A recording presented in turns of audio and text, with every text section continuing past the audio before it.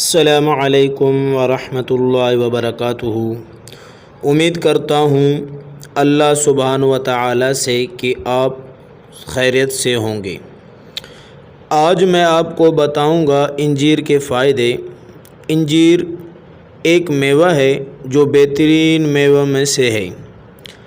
انجیر کے بہت سے فائدے ہیں، کچھ فائدے میں آپ سے شیئر کرنا چاہتا ہوں۔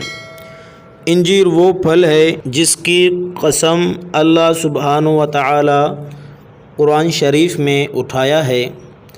ظاہر ہے اللہ سبحانہ و تعالی جس کی قسم اٹھائے وہ تو معمولی چیز تو نہیں ہوگی، اور قرآن شریف میں ایک سورت ہے جو انجیر کے نام سے ہے، سورۃ التین۔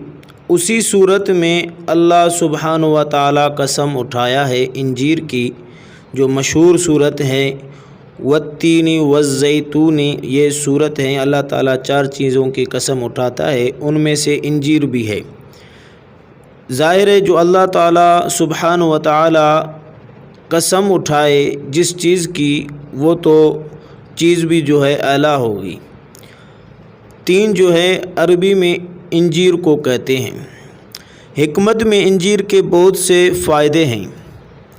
انجیر کھانے سے جلد صاف ہو جاتا ہے، جلد کے مرض جو ہیں ختم ہو جاتے ہیں، دل کے لیے بھی مفید ہے اور دماغ کے لیے بھی مفید ہے، اور اس میں طاقت کے لحاظ سے وٹامن اے اور وٹامن بی بھی موجود ہے۔ حکمت میں انجیر کو مختلف طریقے سے استعمال کیا جاتا ہے۔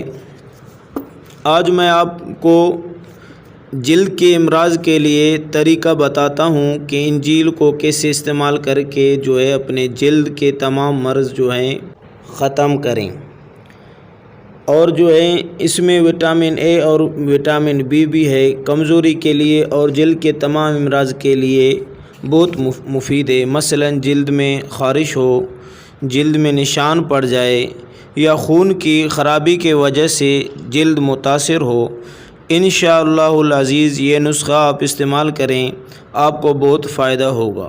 چلو چلتے ہیں نسخے کی طرف۔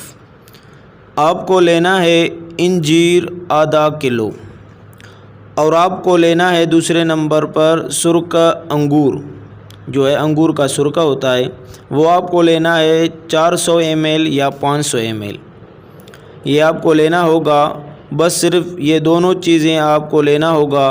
طریقہ استعمال اس کا یہ ہے، رات کو انجیر کے 5 دانے ایک پیالی میں ڈالیں اور اس میں سرکہ انگور ڈالیں اور پوری رات اس کو رکھیں۔